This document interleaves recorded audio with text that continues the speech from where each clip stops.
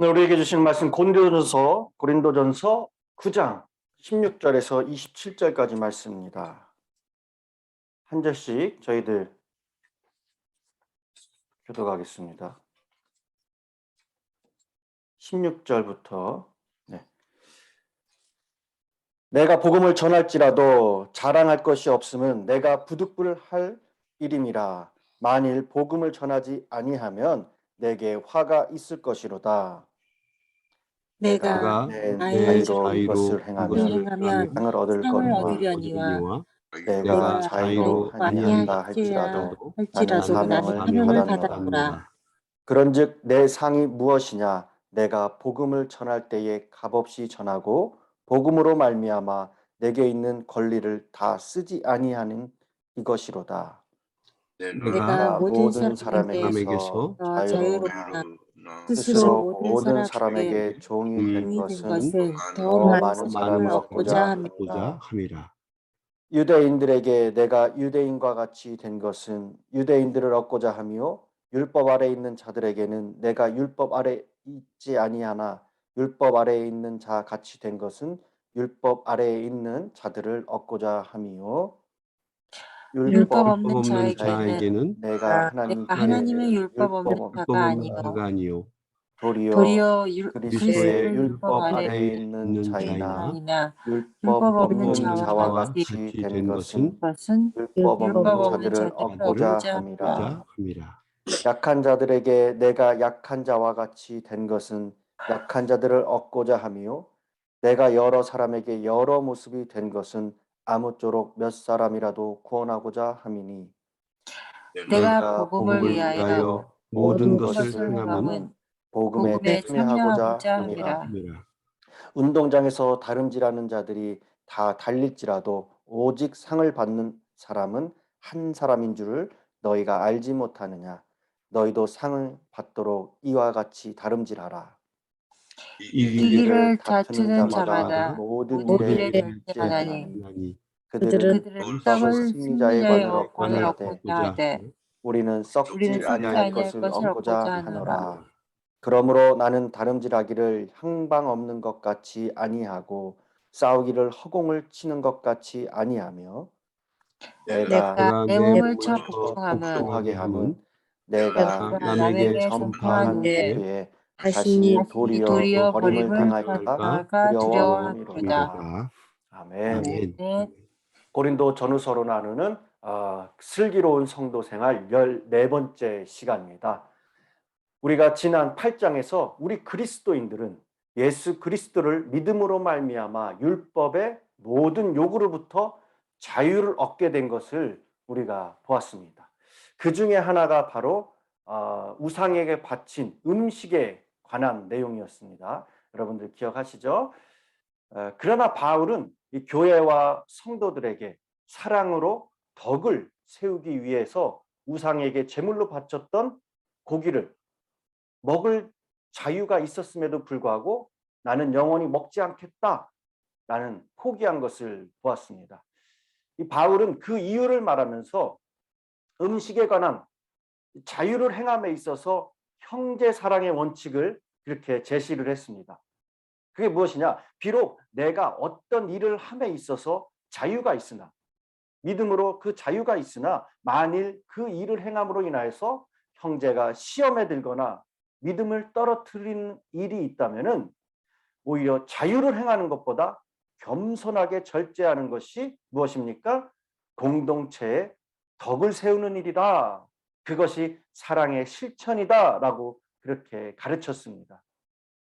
이와 같이 예수 그리스도와 복음을 전파하기 위해서 절제하는 삶의 모습을 보여주기 위해 고린도전서 이제 9장에서 바울은 자신이 그리스도인으로서 사도로서 가진 권한은 무엇이 있는지 언급하고 자신이 그것들을 어떻게 절제해 왔는지 하나씩 그렇게 열거해 주고 있습니다. 바울이 이 이야기를 하는 이유는 자기 자랑을 위한 것이 아니라 자기와 자신과 같이 필요하다면은 그리스도인이 가진 자유와 권한을 절제하여서 복음 전파가 방해받지 않도록 본을 보여주기 위한 것이었습니다. 그래서 방해가 되지 않기 위해 복음에 영원히 고기를 먹지 않겠다. 이렇게 미리 선언하면서 덕을 세웠습니다. 오늘 9장 전반부에 우리가 읽지는 않았지만은 복음의 장애가 없게 하기 위해서 사도로서 교회로부터 생활을 보장받을 당연한 그러한 권리도 행사하지 않았다. 또 바울은 먹고 마실 권리도 있었고 아내를 삼을 수도 있었고 일을 하지 않고 고린도 교회의 어떠한 이 사례로 생활할 수도 있었지만 그러한 것들을 선택하지 않았다. 그러면서 그 이유는 오직 복음 때문이었다라고 말했습니다. 이어서 하나님으로부터 받은 사명을 감당하기 위해서 어떻게 자기 자신을 다 내려놓았는지를 진술하고 있습니다. 고린도전서 9장 12절 그러나 우리가 이 권리를 쓰지 아니하고 범사에 참는 것은 그리스도의 복음에 아무 장애가 없게 하려 함이로다. 이렇게 기록하죠. 복음을 전하는데 방해가 되느니 차라리 마땅한 그 권리를 포기하고 복음대로 살겠다라는 아주 당당한 그러한 선포입니다. 이 복음을 선택한 바울은 어떤 역할을 감당하겠습니까? 그 내용이 오늘 본문에서 나타내고 있어요. 16절이죠. 내가 복음을 전할지라도 자랑할 것이 없음은 내가 부득불할 일임이라. 만일 복음을 전하지 아니하면 내게 화가 있을 것이로다. 부득불, 이걸 헬라어로 아낭케라고 합니다. 이 의미를 보면은 강제, 강요, 압박이라는 뜻을 갖고 있습니다. 그래서 이 16절, 요 구절을 잘 이해하려면은 이 세번역 성경으로 읽어보면은 분명해집니다. 제가 한번 읽어볼게요. 내가 복음을 전할지라도 그것이 나에게 자랑거리가 될 수 없습니다. 나는 어쩔 수 없이 그것을 해야만 합니다. 내가 복음을 전하지 않으면은 나에게 화가 미칠 것입니다. 이렇게 번역이 되어 있습니다. 복음 전파에 자원은 해야 하지만은 강제성을 갖고 있습니다. 그래서 이 거룩한 부담감이 있습니다. 오늘 바울이 말한 것은 강력한 그만큼 사명감을 가지고 사역에 임한다는 말씀이죠. 바울은 그래서 19절에 보면은 복음이 자신에게 얼마나 소중한지 자신은 그 누구에게도 얽매이지 않는 자유한 사람이었으나 그러나 모든 사람에게 무엇이 되었다고 합니까? 종이 되었다라고 말하고 있습니다. 그리고 그 이유는 바로 더 많은 사람, 한 명이라도 더 얻고자 하여서 그 영혼을 구원코자 하여 모든 사람에게 마치 종과 같이 되었다라고 말하고 있습니다. 얼마나 복음을 소중하게 여겼는지 강력한 그 사명을 갖고 영혼 구원하는 일에 그렇게 힘쓰고 있는 것을 보게 됩니다. 그리고 20절, 22절의 내용에 마찬가지입니다. 율법 아래에 있는 유대인들에게는 유대인처럼 율법이 없는 이방인들에게는 이방인과 같이 행동했던 이유는 다 다른 것이 아니라 영혼을 한 사람이라도 더 얻고자 함이었다는 거예요. 22절 약한 자들에게 약한 자와 같이도 마찬가지입니다. 바울은 믿음이 강한 자로서 복음과 하나님의 그 계시에 대해 잘 이해하고 있는 자였습니다. 그렇지만 그렇지 못한 연약한 자들을 얻기 위해서 스스로 그들의 입장에 서서 그들을 이해하였고 그들의 믿음의 상처를 주지 않기 위해서 자신 스스로 자신의 권리를 제한했습니다. 믿음이 좋다고 강하다고 함부로 말하고 행동하지 않고 연약한 자들의 입장을 생각하고 이해하고 자신의 자유를 제한했다는 것. 한마디로 무엇입니까? 배려했다는 것이죠. 배려했다는 것입니다. 이렇게 배려한 이유는 한 영혼을 구원하기 위해서였어요. 며칠 전에 우리 성도님 중에 한 분이 연락을 주셨어요. 교회 여러 가지 일들을 하고 리더를 맡고 있는데 본인의 어떠한 사정, 여러 가지 입장들 그런 것들을 이야기하면서 어려움을 저에게 이제 말씀을 하셨는데 그래도 감당하겠습니다 하면서 이유를 말씀하시더라고요. 내가 그 한 영혼을 하나님께서 맡겨주신 그 한 영혼을 버릴 수가 없다는 거예요.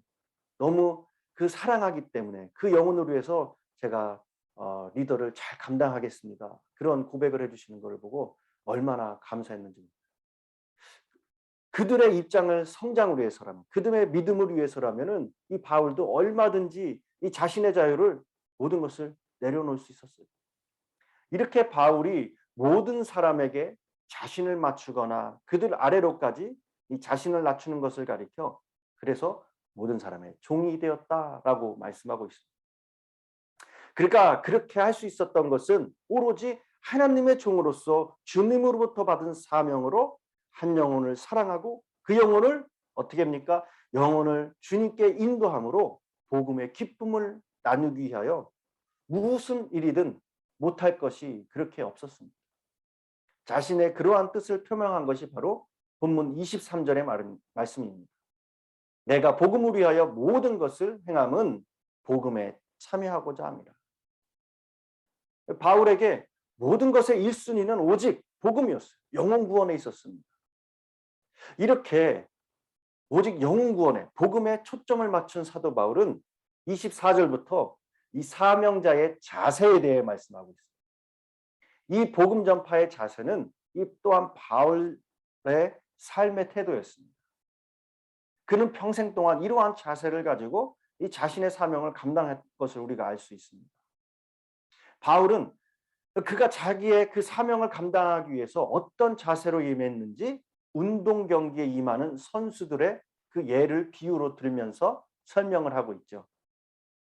여러 선수가 경기에 임하지만은 우승자는 몇 명입니까? 오직 한 사람이라는 거예요. 경기에서 우승을 하기 위해서 오로지 목표를 향해서 달려야 한다는 것입니다. 그리고 우승을 하기 위하여 자기의 능력을 최대한 발휘하기 위해서는 오로지 훈련에 전념해야 된다는 것입니다. 그리고 그 훈련에 전념하기 위해서는 다른 모든 일에 절제할 수 있어야 된다는 거예요. 여러분, 이것저것 하고 싶은 거 다 하면서 훈련에 집중할 수 없습니다. 우리 예수 믿는 사람들도 나중에 하늘나라에서 상을 받기 위해 우리가 올림픽 경기에 임하는 선수들처럼 그렇게 해야 된다는 거예요. 바울은 너희도 상을 받도록 이와 같이 다름질하라 라고 합니다. 여러분, 메달을 따기 위해서 훈련하는 선수들을 보면 어떻습니까? 죽을 힘을 다합니다. 죽음 힘을 다하는 거예요. 대충 해서 금메달을 목에 걸 수 없습니다. 우리의 신앙생활도 마찬가지라는 거예요. 우리의 사명도 그렇게 최선을 다해야 됩니다. 또한 나는 다름질하기를 한 방 없는 것 같이 아니하고 싸우기를 허공을 치는 것 같이 아니한다라고 말합니다. 달리기 경기에 임하는 선수들 고림지점을 향해서 달려야 합니다. 이리저리 왔다 갔다 한눈 팔지 않아요. 또한 권투 선수 또한 태권도 선수들이 경기에 임하는 선수가 상대방을 맞추지 못하고 공중에다 또한 주먹질을 하고 발길질을 날리고 있다가는 질 수밖에 없어요. 승리할 수 없습니다.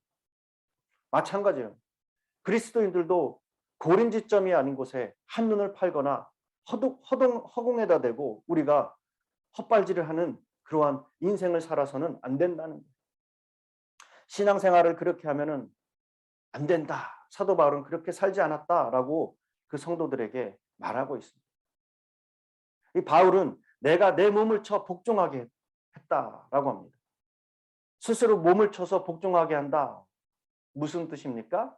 이것이 25절에 이기기를 다투는 자마다 모든 일에 절제한다 라고 우리가 이해할 수 있을 것 같습니다. 즉 경기에 나가는 선수들이 승리를 위하여 하고 싶은 일 다 하고 먹고 싶은 거 다 먹고 놀고 싶은 대로 다 놀려는 그러한 욕망들을 누르고 오직 훈련에만 전념하듯이 우리 예수를 믿는 사람들도 천국을 향해 나아가는 사람들도 세상의 온갖 욕망을 다 물리칠 수 있어야 한다는 뜻일 것입니다. 내 몸을 쳐 복종케 한다는 것, 그런 자기 절제를 통해서 우리의 모든 힘과 능력을 오직 복음 안에서 우리의 삶의 목표에 사용되게 한다는 말입니다. 하나님께서 우리 각자에게 주신 시간, 물질, 건강, 재능 모든 것들을 하나님께서 맡기신 이 복음의 사역에 행하는데 온전히 사용해야 한다는 것입니다. 그렇게 해서 복음에 주어진 구원과 영생의 약속을 함께 누리려 한다는 것이 27절 바울이 내가 남에게 전파한 후에 자신이 도리어 버림을 당할까 두려워함이로다. 이렇게 한 말의 뜻입니다. 여기서 버림을 받는다라는 말은 운동 경기로 말하면 아마 실격 처리로 되어서 상을 차지하지 못한다라는 뜻일 것입니다. 모든 경기에 경기 시간이 다 될 때까지 우리가 한순간도 방심해서는 안 됩니다. 우리 그리스도인들이 받을 상이 무엇입니까? 우리는 믿음의 삶을 살고 교회를 섬기며 복음을 전하면서 세상에서의 상과 대가를 받으려고 해서는 안 됩니다. 하나님께서 주신 이 사명을 수행하는 삶을 살면서 인간적이고 세상적인 부와 명예와 쾌락을 추구하는 그러한 상을 받는 것이 아닙니다. 세상의 상 다 변하고 바뀌고 썩어지고 사라지게 되어 있습니다. 우리 그리스도인들이 받을 상은 썩지 않을, 즉 하늘에서 누릴 영원한 상을 우리는 기다리고 기대하고 있습니다. 우리가 이 세상에서 믿음으로 행한 일에 대해서 하나님의 갚아주심의 일이 반드시 있습니다. 그런데 문제는 승리하는 것, 그리고 면류관이라는 것은 그냥 주어지는 것이 아니에요. 이겨야 승리를 할 수 있고 상을 그리고 영광을 얻을 수 있습니다. 그렇기에 우리가 열심히 최선을 다하여 힘쓰고 애써야죠. 그냥 되어지는 것이 없습니다. 쉽게 되어지는 것이 없습니다. 그래서 성경은 무엇이라고 말씀하고 있습니까? 마태복음 24장 13절에 그러나 끝까지 견디는 자는 구원을 얻으리라. 계시록에 보면은 이기는 자와 끝까지 내 일을 지키는 그에게 만국을 다스리는 권세를 주시겠다라고 말씀하고 있습니다. 여러분, 그런데 더 중요한 것은 영원한 상을 위해서 싸우는 경주자로서 주어진 이 경기의 규칙이 있습니다. 어떤 규칙입니까? 내 힘으로가 아닌 하나님의 은혜와 능력으로, 믿음으로, 사랑으로 해야 승리할 수 있습니다. 그렇지 않으면은 내가 아무리 잘했어도 진정한 승리자가 될 수 없다는 사실입니다. 오늘도 세상의 화려한 환난과 고난과 여러 모양으로 내 삶에 그리고 신앙에 있어서 여러 운동장들이 제 앞에 있습니다. 우리 앞에 있습니다. 여러분 끝까지 포기하지 않고 내 힘과 능력이 아닌 하나님의 공급해 주시는 새 힘과 능력, 믿음으로 다름질하시는 이 경기자가 되셔서 복음의 사명자, 금메달리스트의 신앙인으로 참된 주의 경기자 되시는 승리의 삶을 사시는 이 저와 여러분이 되시기를 간절히 축원합니다. 기도하겠습니다.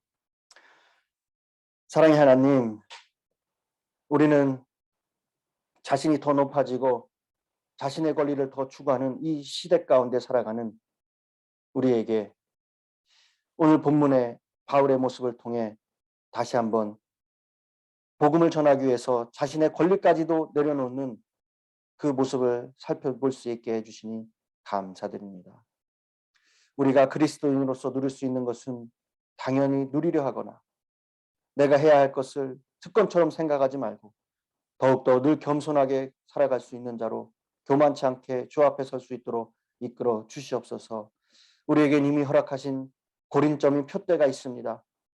하나님에 대한 표대, 천국에 대한 표대, 하늘의 상급에 대한 표대, 생명의 면류관을 표대를 품고 달리는 경주자로서 한눈 팔지 않고 다름질하여 영원한 생명의 면류관을 하나님 나라에서 왕 되신 하나님께 받는 우리 믿음의 한 사람 한 사람 될 수 있도록 주님 저희들을 이끌어 주시옵소서. 오늘도 여러 가지의 기도의 제목을 가지고 간절히 주 앞에 나아갑니다. 기도의 자리로 나아갑니다.